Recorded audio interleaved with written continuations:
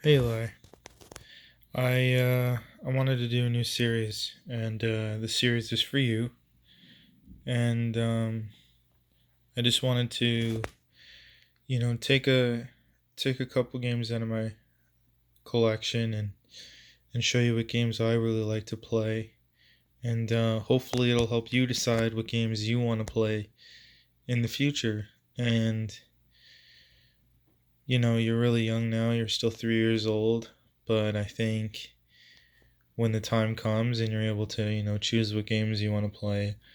I kind of wanted to give you an insight of what games I wanted to play when I was growing up and what games were really fun because there's a lot of games to choose from, and I know it's going to be hard to find a starting point, especially when you don't really know what a lot of these games are. So I wanted to talk, take a few games here and there out of the collection and talk about what they mean to me and how fun they are and what games I would recommend you playing. Um, Obviously, you're going to make your own choices of what games you want to play, but this will give you like a little bit of a push in the direction of what genres I used to play and what games I found fun. So, the first system I'm going to be doing for the games right now is going to be Switch. And the first game I'm going to talk about is Mario Kart 8. Now, this game is very fun. I think you'll like this game a lot because of the content that's packed in here. It essentially has endless replayability. Even if the online community dies, it is still a very fun game to play with your friends. Awesome split screen, and a lot of maps to choose from. There there is some progression. There's no story, but there's different cups you can play and complete. And once these are completed, you gain access to newer maps, characters. I think you unlock different car customization styles. It's pretty in depth. It has some pretty good customization options. And me and your mother play this game a lot, especially online, because online when you beat a match or win a match, you get more points, and the lower rank you get, like the when you place later, like 12th place, for example, you lose points. So it's kind of an incentive to keep playing and try your best to come in first because you don't want to lose those points. You want to gain points. The higher points you have, the more bragging rates you have, essentially. So I think you'll have fun with this one. Even if there's no online in the future, you can always pick this one up and play with your buddies. And I definitely recommend trying this one out. Very fun. The next game series I want to talk about is Dragon Quest Builders. I have the other one here. Oh. Dragon Quest Builders 1 and 2. These games are extremely fun. Um, I think you're going to really like these games. The reason being is because it has like a Minecraft-esque style to it where you can build your own towns and you can build your own environments the way you want it. But also there's an action aspect where you level up your character and you gain more materials and different things you can build. And currently I'm playing the second one right now. I've never played the first one, so I can't really explain too much about the first one, but the second one is extremely fun. So much replayability. I remember I was just playing this recently and I beat this whole entire section and I legitimately thought I beat the game, but it was like a tutorial. It like opened up other aspects of the game. Like the game will actually opened up after you beat that part, and when you play, you're gonna be like, "What? How did they do that?" But lots of replayability for these games, and I know you're gonna be into Minecraft, so these are definitely a game series that you're gonna want to get into because You can level up, get better equipment, fight different kinds of monsters. Oh, excuse me. And I think you're going to have a lot of fun with these two. I would definitely obviously start off with the first one, but you know, knowing me, and since you're my son, you're probably just going to go straight for the second one because the second one's always better. It has more content. It basically fixes the problems that the first game ever has in a sequel for most games. And yeah, I think you're definitely gonna like this series. So check this one out. It's really fun. Next game I'm gonna talk about is Mario Party. You know, this game isn't even that great. Not as good as the other ones, but it's still really fun. You know, even if there's not many maps available right now, the mini games are very fun and the motion controls are extremely fun to use on the Switch. I think you're gonna like this one because you like party style things, and you know what else can I say? You and your friends are really gonna enjoy this one, and I wouldn't skip out on Mario Party, even though there's not much content here. For what you play and for the little time you play with it, it's extremely fun. Me and your mother really enjoyed this one, so definitely give it a chance. I think 1 to 4 players. So yeah, 4 of your buddies can play this one. Same with Mario Kart, I think. Now to some different ones. Not really too mainstream. Oh wait, I'll get the other mainstream game out of the way. Smash Brothers, man.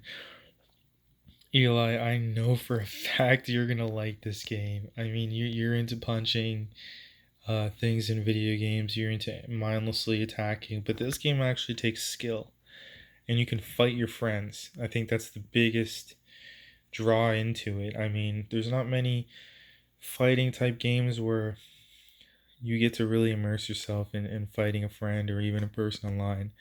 If online is still a thing in the future for this system, this game is very fun and you should definitely visit it, even for nostalgic reasons. Because by the time you see this video, you're gonna be way older, and there's gonna be other games. But definitely give this one a shot. I mean, I love this game. I love the series. They added all the original cast back. You know, characters that couldn't make the other game, like the Ice Climbers. They really stepped up their game for this. And there's a lot of content here. Um, the story's kind of weird. It's not really too interesting. But you gain stickers and stuff, and I don't know. It's pretty cool, I guess. But what's really cool about this Smash Brothers, I think, is that all the characters are already unlocked for you. I don't think you have to really go out of your way to unlock the different characters. I think they're pre-unlocked, which gives you more um, variety instead of the creator just giving you a roster of 5 characters. They let you choose from everybody, and I really like that. I really liked how you didn't have to focus on unlocking everybody before you actually got a chance to play. You're definitely gonna like this one with your friends, and you're definitely gonna play it a lot in the future. So make sure you try this one out, buddy, because I know you're gonna like this. Uh, I play this game with all my friends, and it's such a bragging right to just beat your friend up. It's really satisfying. So don't sleep on this, Eli. I know you're gonna like this game. Next up, God, one of the hardest games I've played, man. Dark Souls. Oh, sorry, buddy. I'm tired. So, Dark Souls is an extremely difficult game. You're gonna die a lot. You're gonna get frustrated. I'm not gonna lie. I think I used exploits to beat a lot of the Dark Souls games to get more souls than I should have to make things easier for myself. But you should definitely go through it and try and actually beat the game. Your mom gave up. I bought 2 copies of this game. If you're wondering why there's 2 copies, well, one was for her and one was for me. But I think you'll really like this one, and I think you're gonna really enjoy. Um, beating a boss that was really difficult and then going back to it and playing it again and it being easier or harder. But it's definitely rewarding when you pass a certain area that you couldn't do before. And I know you're gonna be the kind of guy that likes to beat things, so give this one a shot, man. It's extremely fun. The online might not be there in the future, but if it is, the online was pretty worth it, especially getting help from people when you're fighting bosses. What else can I say? Dark Souls is a very fun game. I got all of them at launch, and I'm in love with the series. I'm in love with dying. I'm in love with difficulty. And if you really want to put your game skills to the test, Eli, this is one you should try. Yeah. So make sure you try this one out, even if you end up giving up. The first hour. At least you can say you tried, right? I know you can do it. So give it a shot. I think you'll like it. If you don't, come back to it later. It's a great game. And lastly, for this video, Risk of Rain is a very fun kind of dungeon crawler. And what a dungeon crawler is, you basically go into a series of randomly generated levels, and basically you just have to beat your way through it. And every time you play it, it's going to be different. It's going to be a completely different game style. There's going to be completely different weapons, completely different monsters. This one, a lot of the monsters are the same, but the weapons are completely different. The layout of the map is completely different when you start. And that's what makes these games so fun, because you never know what you're going to get when you play it and what your run's going to be like. And that's why I really like these kind of games. I'll show more of these kind of games in the future, but this is one of the ones that are up there because there's a lot of characters you can unlock, and they play completely different. I mean, one's like a run and gun kind of character, and then another one can set up turrets. It's like a completely different play style, because the turret setting character can make it like a tower defense in a way, as opposed to somebody that run and guns throughout the whole playthrough. There's like different power-ups. You have to manage your money. So every time you kill a monster, there's like different money you can obtain, different amounts of money you can obtain, and when you kill them, depending on what monster you kill, you could get a lot or a little, and the items cost money in your playthrough, so you kind of have to strategize what you want to spend your money on, and it makes it a lot more fun because you really have to think about what you want to purchase. And I really recommend this one, Eli. I think you'll like it. This is a one-player game, and the online, like I said, might not be there in the future. But what's really cool about the Switch is you can play on your TV or you can play handheld. And that's just two different play styles. You can always convert. And it's really cool. I think you'll like these. So we have Risk of Rain, Dark Souls, Super Smash Brothers, Mario Party, both Dragon Quest games, and Mario Kart. And the one that I suggest playing first of all of these games is going to be Smash Brothers, because I grew up with this game and it was a lot of fun. And I know you're going to spend late nights playing this game and trying to get better, and I know you will. So that's the end of the video for this one. Next time I'll do a different system or maybe more Switch games. But Eli, you should definitely check these games out. You're definitely gonna like them.